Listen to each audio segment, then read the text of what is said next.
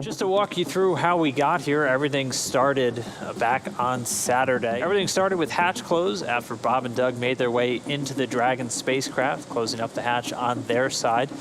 After that, they were able to get the hatch closed on the station side, closing what's known as the A-Pass hatch. It also had a docking target affixed to it, but that created an area between the two known as the vestibule.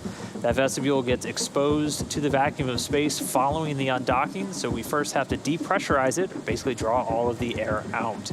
After that and some leak checks are completed, the crew gets ready for their actual departure from the International Space Station. The teams on the ground, both here in Hawthorne and in Mission Control Houston, did a go, no go. Basically, we check everything on Dragon, everything on station, and get them ready for departure. Following a successful go for undocking, it's time to actually move Dragon away, and separation takes place. A docking command was sent, and then just about 5 minutes later, Dragon fired its thrusters in 2 small bursts to separate from the International Space Station. It then begins to fly away, and did so yesterday evening, doing 4 departure burns to bring it first up and over the International Space Station, eventually passing beneath and out in front. All 4 of those departure burns done successfully. By that point, Dragon's opening rate away from the station got larger and larger and larger until it was time for it to move into its departure phasing burn. This was one several minute long burn, about a 6-minute long burn, to fine-tune Dragon's path to its eventual splashdown site. That was conducted successfully last night after Bob and Doug had gone to sleep. And then once that departure phasing burn was in the book, we only had one more burn coming up down the line, and then we were going to get ready for this re-entry. Bob and Doug did have about an 8-hour cruise sleep period. That cruise sleep is completed. They woke up a couple of hours ago, and our more dynamic action is about to pick up soon. Yeah, so our events coming up next will be the claw and trunk separation. This will essentially be physical form of Dragon prior to re-entry. We will then have exposed the heat shield at the bottom of the capsule after jettisoning that trunk, allowing it to get ready for its re-entry. We put a deorbit burn. We activate the deorbit burn sequence, and that puts Dragon on its final trajectory to the landing site off the coast of Florida in the Gulf of Mexico. That deorbit burn will last about 11 and a half minutes. After that deorbit burn completes, we then close the nose cone. The deorbit burn will utilize the 4 thrusters at the top of Dragon. We no longer need to utilize them, and we want to protect the top hatch, the forward hatch there, so we close that nose cone and lock it up. After that, Dragon will begin to re-enter the Earth's atmosphere, and we will experience a 6-minute long communication blackout due to the plasma building up on the exterior of cabin. We won't be able to send commands or receive telemetry, but that's okay. Dragon is completely autonomous. It is designed to steer itself anyway. So with that blackout communication period will last for about 6 minutes or so.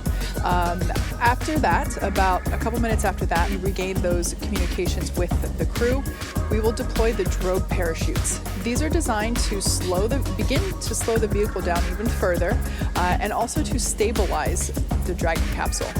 About a minute or 2 after drogues deploy, we'll fire off the main parachutes. So these will be 4 orange and white parachutes that will deploy and begin to catch even more air and create more air resistance, slowing the vehicle down even further to a mere 15 or 16 miles per hour as the capsule then splashes down in the Gulf of Mexico. Recovery operations then begin immediately after splashdown is confirmed. The team will actually be waiting 3 nautical miles away from the splashdown site. Whenever the splashdown approaches, they will then move closer. They will pull get the capsule ready to be lifted onto the recovery vessel.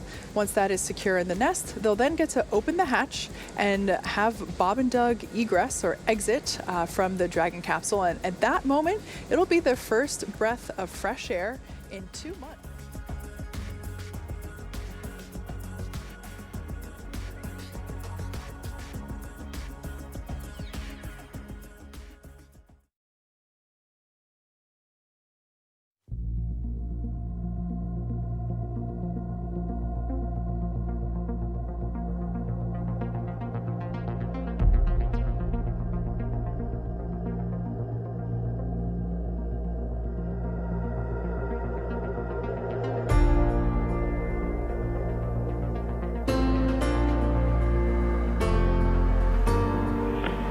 Dragon SpaceX on the big loop. The final reconfigurations for undock are complete and nominal. The ground is go for undocking at the undocking sequence start time of 23:30 GMT. Please confirm your visors are down and that you are ready for undock and departure.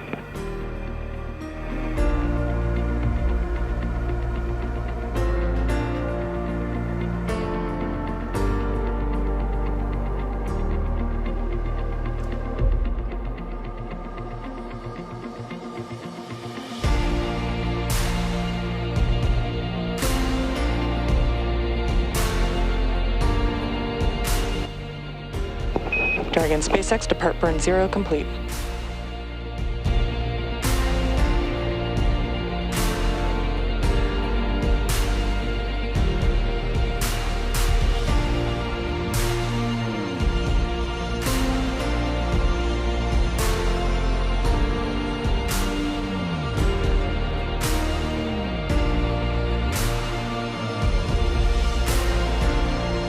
Ten seconds till trunk separation. We just heard confirmation of trunk separation. Inside a minute to deorbit burn. And again, one more time, this is the long one. This is expected to last 11 minutes, 22 seconds. All right. Deorbit burn complete. We heard the call, nominal burn. Bob and Doug are on their way back home.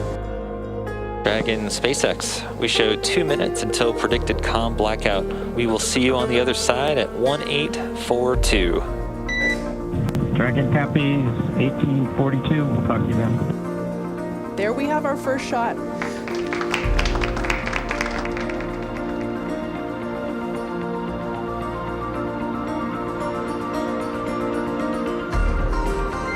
Visual, 2 drogues out.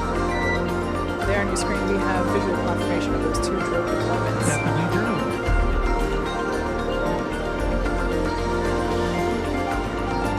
See the drogues now detach. There we have confirmation of deployment of the 4 main parachutes.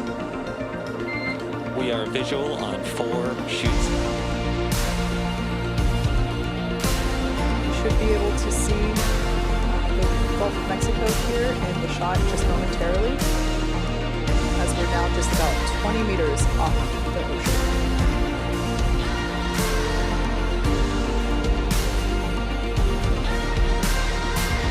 Splashdown. As you can see on your screen, we have visual confirmation for splashdown. SpaceX copies and concurs. We see splashdown and mains cut. Dragon Endeavour has returned home.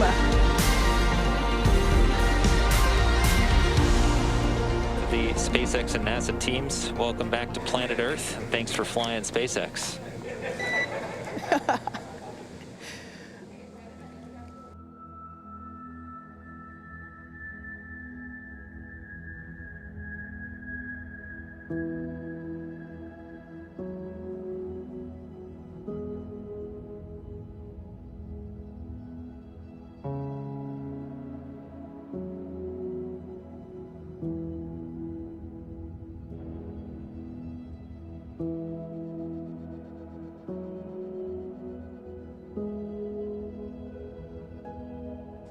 So this hatch will be manually opened, and once doing so, Flight Surgeon Neil Menon will say hello and make sure that they're still doing all right, and then proceed to assist them with exiting the capsule.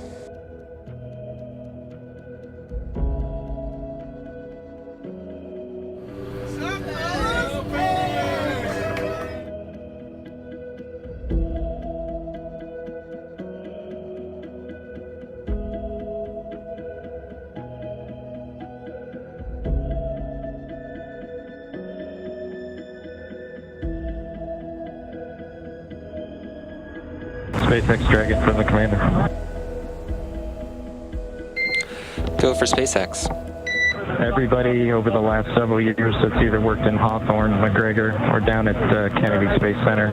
Anybody who's touched Endeavour, you should take a moment to just cherish this day, especially given all the things that have happened this year. We certainly can't thank you enough. Our families can't thank you enough. And just proud to be a small part of this whole effort to get a company people to and from the space station today and celebrate with each other. You see some. And we'll talk to you soon, hopefully in person. Thanks so much, Doug, and you're welcome. And thank you so much for those kind words. And we all wish you a safe journey home and a happy reunion with your family soon. And we look forward to seeing you in person as well. And we should see Spacecraft Commander Doug Hurley making his way out of the capsule. We've got some applause here. And as you can see in Mission Control, a standing ovation for a job well done. So we're going to say thanks one more time for tuning in, cheering on Bob and Doug as they return home. And we'll see you next time when we'll once again be sending astronauts on American rockets in American spacecraft from American soil. So long.